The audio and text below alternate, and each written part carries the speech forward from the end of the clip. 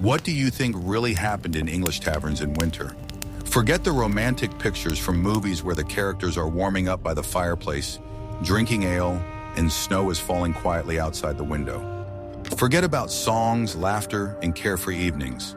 The reality was far more grim, cruel, and merciless than you might imagine. Medieval England, especially in the colder months, was a place of survival, and taverns, these supposedly cozy havens, were actually centers of disease, despair, and violence. Get ready to learn the shocking, disgusting truth about how medieval Englishmen actually spent the cold months in their so-called cozy taverns. From the stifling air reeking of rot and excrement, to the muddy drinks that could drive you crazy, to the bed infested with vermin, every aspect of staying in a medieval tavern was a test of strength that a modern person could hardly stand. In medieval England, taverns were not just places for drinking. They were the concentration of all the unsanitary conditions and squalor of the time. Coupled with crowding and lack of ventilation, their comfort was only an illusion, behind which hide disgusting realities that can cause a gag reflex in a modern person. These establishments functioned as social centers of sorts, but their doors didn't lead to an oasis of comfort, but to a stuffy, dark space steeped in miasma and menace. Every step inside the tavern was accompanied by the crunch of bones and splinters, and every breath brought particles of rot and carbon monoxide into the lungs, causing burning and nausea. The atmosphere was so heavy that it felt like it was pressing down on one's chest. Imagine not one, but several open hearths in one hall, whose smoke, without full-fledged chimneys, enveloped the room in a dense, acrid curtain. This smoke did not just irritate the eyes and throat, it soaked into clothing, hair, skin, eating into the pores, leaving an indelible smell, causing chronic lung diseases, coughing to vomiting, and irreversible vision damage, which by adulthood led to partial or complete blindness. The air was unbearably heavy, heavy with the smell of stale, sour ale, vomit, unwashed bodies, urine and feces that came from both humans and rats, who ran freely around the hall, on tables, and even on sleeping people, not afraid of anyone or anything, even daring to gnaw their hair and clothes. There was no ventilation at all, and this sickening cocktail of smells settled on the walls, furniture, and clothing, creating a constant, oppressive atmosphere from which there was no escape. Breathing in such conditions was tantamount to slow suicide, and every night spent in a tavern shortened one's life by several days or weeks. Carbon monoxide from open fires caused headaches, dizziness, and loss of consciousness, making people even more vulnerable to disease and attacks. The floors, whether of dirt or rough, mud-slick planks, were constantly covered with a thick layer of rotting straw, which was changed at best once every few months, or even less often if the tavern owner was stingy and greedy. This straw was a breeding ground for fleas, lice, bed bugs, and other parasites that constantly bit visitors, causing unbearable itching and purulent skin infections that, without treatment, could lead to blood poisoning, gangrene, and amputation of limbs. Under the straw layer, food remains, spilled drinks, human and animal excrement and vomit were hidden, creating an ideal breeding ground for deadly bacteria and hordes of rodents. These animals not only spread dirt, but also carried plague and other fevers that ravaged entire villages and claimed thousands of lives. In winter, despite the hot spots, the indoor temperature was rarely comfortable. The cold crept in through the thin walls and crevices, and the customers huddled in their wool cloaks, smelling of dirt and smoke, trying to keep warm only by drinking and the warmth of other people's unwashed bodies, which were pressed together in search of some warmth. Constant chills and shivers were the norm, and frostbite of the limbs on particularly cold nights was not uncommon even inside the rooms, leading to the loss of fingers or even limbs due to gangrene. The walls of the taverns, soaked with centuries of dirt and soot, seemed alive, exuding a stench and darkness. Ale wasn't just a staple drink. It was the only relatively safe way to quench your thirst, but it was also a route to rapid madness and death. It was brewed directly in taverns, often in dirty, moldy vats, without any quality control or hygiene. This drink was cloudy, sour, with a disgusting taste of rot, mold, and rust, and often contained insect larvae, rodent excrement, and fermentation residues floating on the surface, which you had to push away with your hand to take a sip. Anyone who drank this ale constantly risked their health, testing their body for strength. Insufficient filtration meant that each mug contained particles of garbage, dirt, and biological waste, and the taste was so disgusting that it could only be tolerated in a state of extreme hunger or thirst when there was simply no choice. The widespread contamination of water from wells and rivers, where all the sewage from the village drained, including waste products, animal corpses, and human excrement, meant that drinking unfermented liquid was tantamount to suicide. Any sip of plain water could bring instant death from dysentery or cholera. Ale, with its low alcohol content, was microbiologically safer due to the fermentation process, which killed some of the bacteria, but its regular consumption led to chronic diseases of the liver, kidneys, and stomach at a young age, reducing the already short life expectancy to a miserable few decades. Imagine that the only thing you can quench your thirst with is a cloudy, smelly liquid that slowly but surely destroys your body, giving only short-term deceptive relief. He was the one they relied on to survive, forgetting that every mouthful was a slow poison, destroying the body and mind step by step. Medieval records indicate monstrous amounts of consumption, up to 5 to 6 liters per day. This was not only for warming or replenishing calories, ale was high in calories due to grain, but also to drown out the constant, aching hunger, unbearable pain from chronic diseases, and the piercing cold that penetrated to the bones and did not allow you to sleep. Alcohol dulled the senses, caused hallucinations, and turned off the mind, allowing people to forget about their hopeless poverty and hopeless future for at least a few hours. It was a drug that gave the illusion of relief, plunging people into a state bordering on insanity, where reality mixed with nightmares. However, this oblivion often resulted in gratuitous domestic violence, violent fights, and sometimes fatal outcomes from excessive intoxication, falling in the cold on a dirty, deadly floor, or getting under the hooves of a horse when leaving a tavern in the dark and icy roads. Many were found frozen to death just a few meters from the tavern, their bodies covered in frost and rat bite marks, their faces contorted in agony. Death from the cold was slow and painful, often accompanied by hallucinations. The medieval tavern's menu was so poor and disgusting that today it would cause mass poisoning and immediate hospitalization with severe health consequences, including kidney failure, internal bleeding, and complete organ failure. Stale, coarse bread made from barley or rye, which has often been infected with ergot, a fungus that causes hallucinations, convulsions, burning in the limbs, tissue necrosis, and the slow, painful death known as Antonov fire or ergotism, is not even necessary to talk about. It could be dipped in sour ale to make it at least somewhat edible, masking its disgusting taste, and at the same time the consequences of fungal infection, only making the situation worse. Some sources report cases of mass psychosis caused by such bread, when entire villages fell into madness, haunted by hallucinations, seeing demons, and experiencing unbearable torments. The meat, if it was served at all, was rarely fresh. They were chunks of old, rancid, dried meat, often with maggots, mold, and a cadaverous smell that was masked by spices, if any, which was rare and a privilege of the rich. Chowders and stews were made from old legumes, moldy root vegetables, and spoiled grains stored in damp, cold, rodent-infested basements. In these dishes, you could often find fragments of bones, rodent teeth, their excrement, feathers, wool, or even whole insects floating on the surface and adding piquancy to this infernal brew. The food was virtually devoid of vitamins, leading to widespread scurvy, tooth loss, bleeding gums, internal bleeding, tissue breakdown, and purulent sores on the body that lead to amputations, and other deadly deficiency diseases that slowly but surely killed people, leaving them disfigured, suffering, and completely helpless. The quality of the products was appalling. Food was stored without any sanitary standards, often in open bags on the floor, accessible to rats, mice, and hordes of insects that crawled freely on them, leaving their tracks and carrying diseases.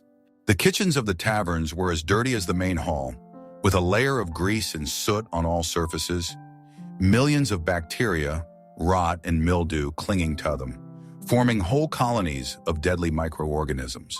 Water for cooking was taken from the same contaminated sources as for brewing ale, guaranteeing an additional portion of pathogens that could be resistant to fermentation. Mass food poisoning was common, and many died of dysentery, typhoid fever, salmonellosis, or cholera after visiting the tavern. Every meal was a lottery with death, and you never knew if it would be the last. And the agony of poisoning could last for days before death came, leaving a person in a state of hellish agony. The offer of an overnight stay in a medieval tavern was a real nightmare that would haunt you even in your worst dreams, if you could survive them. It was not just a common room, but a kind of living crypt, where dozens of people of various classes and hygienic conditions, from haggard travelers and beggars to small merchants and wandering artisans, slept together on the same rotting, stinking straw.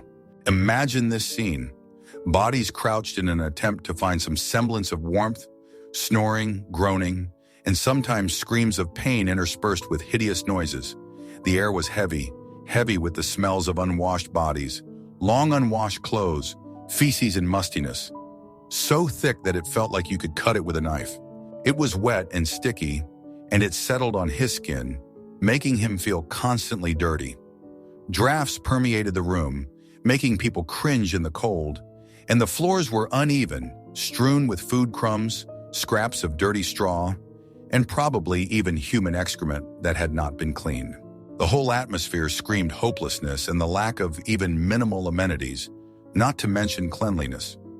This straw wasn't just dirty, it was soaked with urine, vomit, blood from fights and open wounds that no one had treated, and swarmed with hordes of rats, mice, fleas, lice, and bedbugs.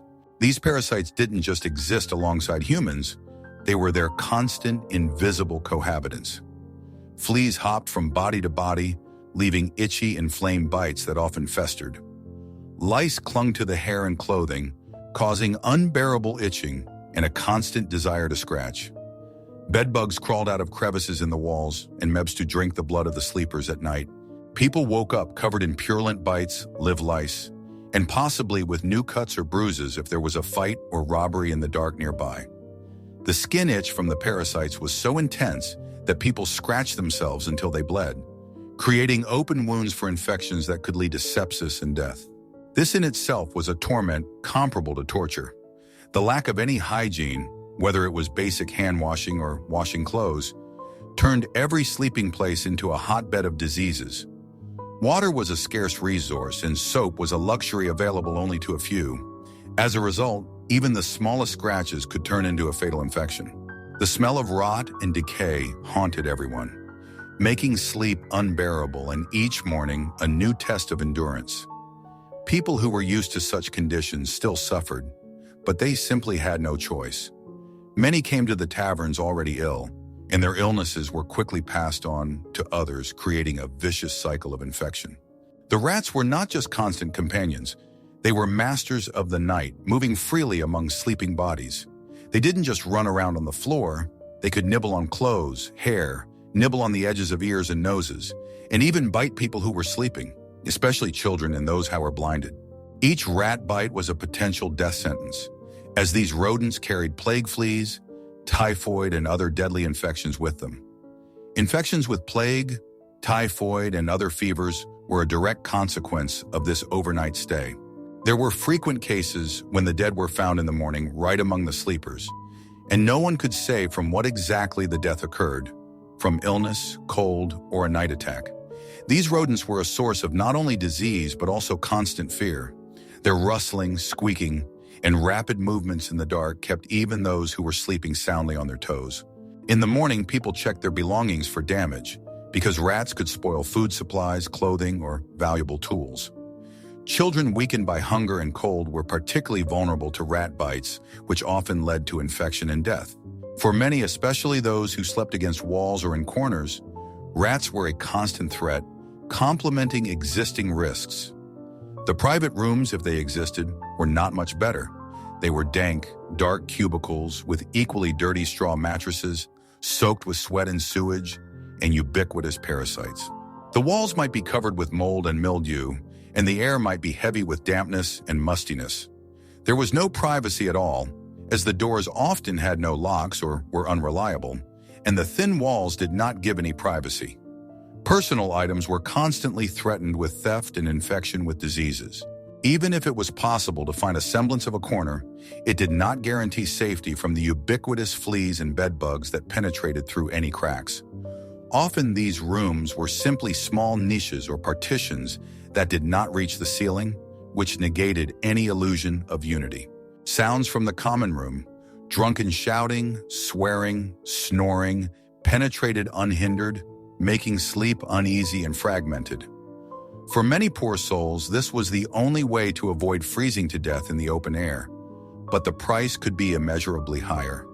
A slow, painful death from a disease that they caught in their sleep, or violence from which no one could protect them. The tavern was a key place to exchange news, but more often than not, it was not just gossip, but chilling stories about the all-consuming plague, mass starvation, brutal robber raids, and public, sadistic executions that were designed to intimidate the population.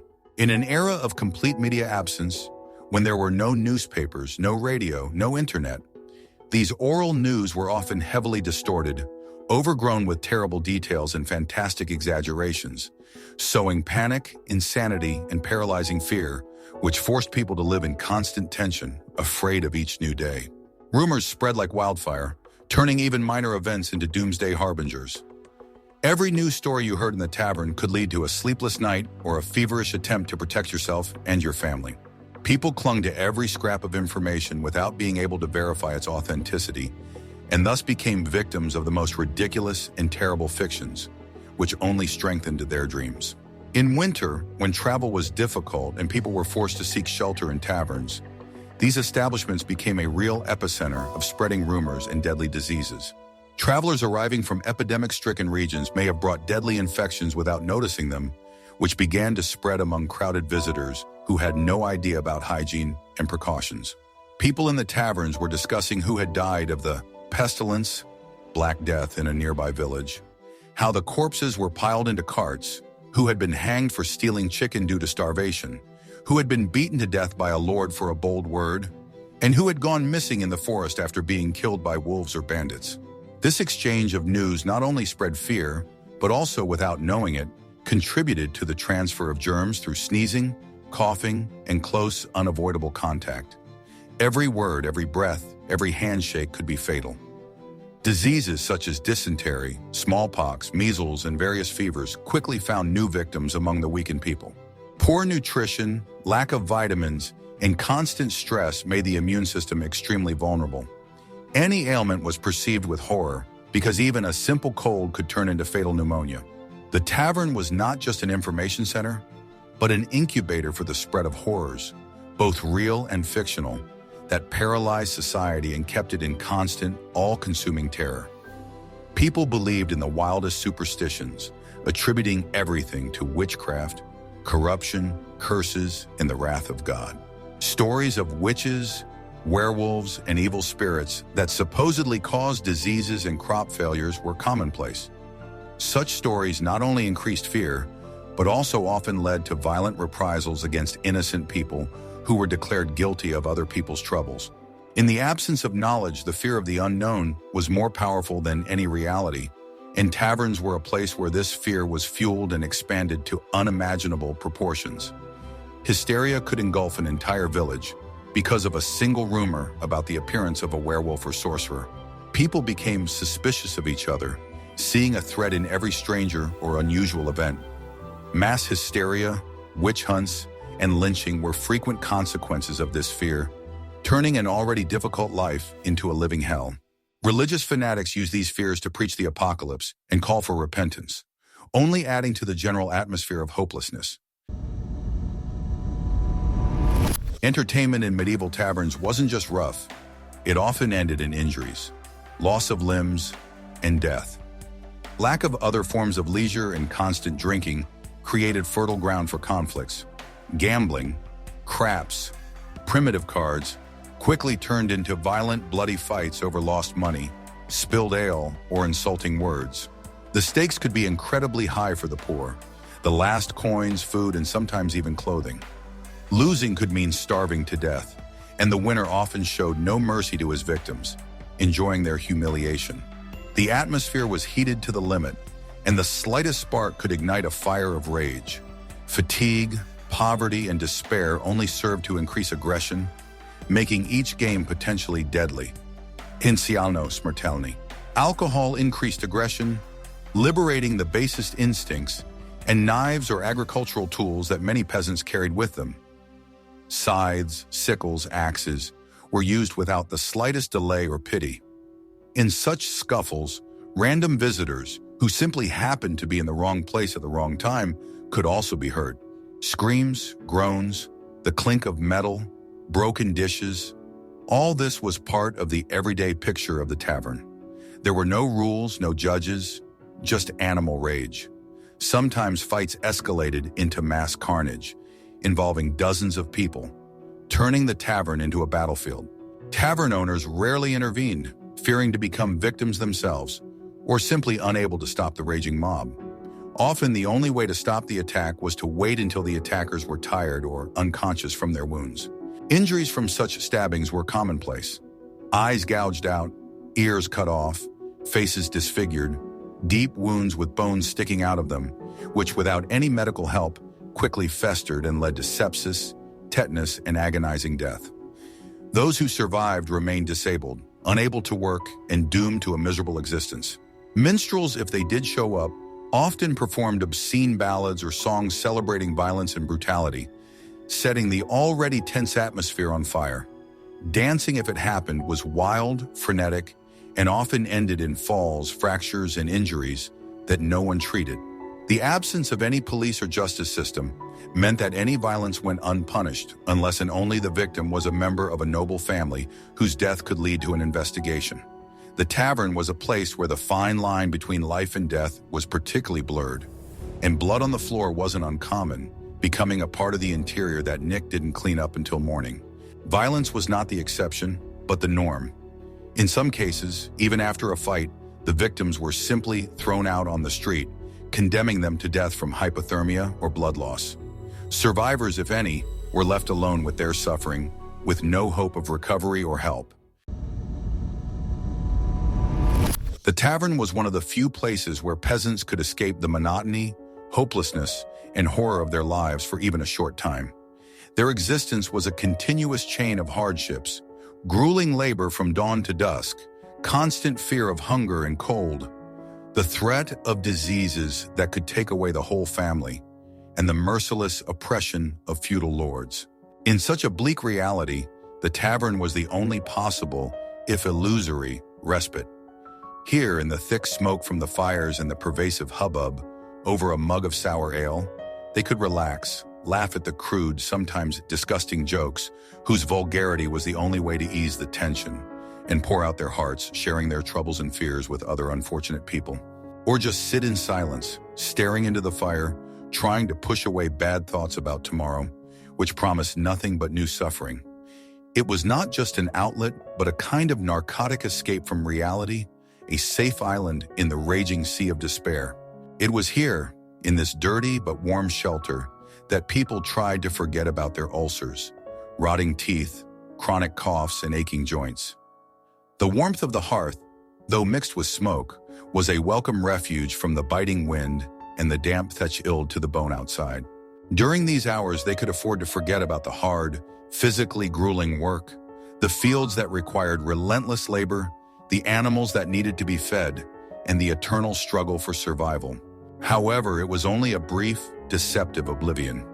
The ale's magic didn't last long. As soon as the tavern closed, or the ale ran out, and the haze of alcohol faded, reality came back with a vengeance, hitting them with all its ferocity. The bitter cold of the winter night was chilling to the bone. Hunger was starting to turn my stomach again. Poverty was pressing down on me like an unbearable burden. Incurable diseases reminded me of themselves with sharp pain. and the threat of death once again became a familiar, all-consuming companion, waiting around every corner. For many, the tavern was the only place where they could feel any sense of community, belonging to a group, even if it was just as miserable, and a temporary, illusory release from the burden of their monstrous training. In those hours, they could forget for a moment that they were just slaves to their land and their lord, whose lives were worthless. But this feeling was fragile, like ice on a puddle in December, and disappeared with the first rays of the sun, plunging them back into the hopeless gloom of medieval existence. Hope was a rare visitor within these walls, and if it appeared, it was immediately destroyed by the brutal reality. It was a kind of voluntary deception, necessary in order not to go mad, and so that each new day did not seem completely meaningless. Even the simple opportunity to talk to someone who understood your suffering, or to laugh at a joke that momentarily distracted you from your dark thoughts, was priceless in a world where empathy and support were as rare as clear water. It was here in the warmth and semi-darkness that an illusory sense of community was born, which helped to withstand the inhumane living conditions. For many, the tavern was the last refuge before they finally broke down under the pressure of circumstances. It was here, in a state of intoxication, that people often made desperate decisions. They joined gangs of robbers, decided to commit theft or other crimes that almost inevitably led to the gallows. Sometimes, driven to the extreme of desperation, they simply gave themselves up to the elements, leaving the tavern and disappearing into the winter night, knowing that they would probably freeze to death. The tavern would have been a place where destinies were broken as well as drunk, where tortured souls sought one last solace before being consumed by the merciless darkness. It was a kind of dying confession in front of an anonymous crowd before returning to a life that was worse than any death. The desperation that had been building up over the years was being unleashed under the influence of alcohol, pushing people to do things that would have seemed unthinkable in a sober mind. For some, these decisions were an attempt to take fate into their own hands, even at the cost of their own lives or freedom. For others, it's just an uncontrolled burst of pain. Despite the outward semblance of order, taverns were territories where the law was often powerless or simply absent, turning them into a kind of gray zone where only unwritten rules of cruelty and profit applied. The owner of the tavern, being the only stinker in his establishment, could be dishonest by selling diluted ale with urine, rancid water, or other disgusting substances that could cause vomiting and diarrhea, or inflating prices tenfold, taking advantage of a desperate situation for patrons who had nowhere to go. His word was the law within these walls, and any attempt to resist could end in a brutal beating or being thrown out into the cold, condemning him to certain death. No one could contradict him because he was the master of this small hell, and his decisions were final. Thieves, crooks, professional thugs, and deserters often took refuge here, knowing that the local constable or judicial authorities rarely reached such places, and if they did, they took bribes or were themselves part of a criminal structure covering for criminals. The taverns were their lair, where they planned their crimes, shared their loot, and hid from pursuit. Visitors were constantly under threat of robbery because open storage of money or valuables was tantamount to an invitation to attack. No one felt safe, and every glance from a stranger could be considered a threat. The atmosphere was filled with distrust and paranoia. For local authorities, especially in rural areas, maintaining order in taverns was either too difficult or simply unprofitable, which created ideal conditions for crime. Any crime committed in the tavern often went unpunished. Victims of robberies, beatings, or rapes rarely sought help, knowing that it was useless, dangerous, and could only make their situation worse by attracting even more unwanted attention from criminals or even the law enforcement officers themselves. The power of a lord or king was remote, and local officials were often corrupt or indifferent to the fate of commoners, considering them only a part of the landscape, not worthy of attention or shields. Thus, the tavern was a kind of Wild West of medieval England, where everyone had to rely only on themselves, and any aggression could go unanswered, leading to even more cruelty and a sense of complete defenselessness. It was a jungle world where the strongest or the most cunning survived, and the weak were doomed. The cries for help went unheard, and the blood on the floor was simply washed away or covered with a new batch of rotting straw. Even if someone tried to inform on the criminal, the risk was to incur the revenge of his accomplices, which was much more terrible than any judicial reprisal. Hygiene in medieval taverns wasn't just bad, it was catastrophically awful, turning every establishment into a deadly biohazard trap, a kind of living morgue where infections flourished. The mugs that dozens of people drank from were never disinfected. They were simply rinsed in dirty cold water from a barrel, if at all, leaving particles of other people's saliva, pus, vomit, and blood on them. At the bottom of these mugs, you could find a deposit of dirt, food residues, and biological materials, creating an ideal environment for bacteria to grow. The wooden tables were covered with a layer of grease, dirt, and food debris, teeming with billions of germs, invisible to the eye but deadly. All the furniture was soaked with rot and sewage, exuding a sickly smell that permeated everything. In cramped, unventilated, smelly rooms where hundreds of people breathed, coughed, sneezed, and vomited, diseases spread at a terrifying, unthinkable rate. Tuberculosis, consumption, influenza, smallpox, which left disfiguring scars for life, typhoid fever, dysentery, with excruciating diarrhea and dehydration, plague. All these infections were transmitted instantly through drops in the air and direct contact. One sick person could infect dozens or even hundreds of others, turning the tavern into a hotbed of epidemic. Fecally, animal, and human feces, accumulating under the straw, attracted swarms of flies, which transferred the bacteria to food and drinks, turning every meal into a Russian roulette of germs. The air was saturated with pathogens, and even just staying in taverna was a risk to life. The smoke from the fires not only did not purify the air, but also mixed with this miasma, creating a poisonous mixture that poisoned the lungs and caused a constant cough and burning in the throat. In the absence of basic knowledge about microbes and their transmission spores, people were completely defenseless against these invisible enemies. The tavern wasn't just a place to get sick, it was actually the epicenter of epidemics, where every breath you took could bring a terrible, painful death, and many of those who went there never came out alive or returned home to die in terrible agony, infecting their loved ones in the process. There was no concept of quarantine or isolation, and sick people continued to visit the taverns to the last, spreading their illnesses, sometimes without even knowing it. These places weren't just dirty, they were biohazard zones where death was a constant, invisible companion waiting in the wings.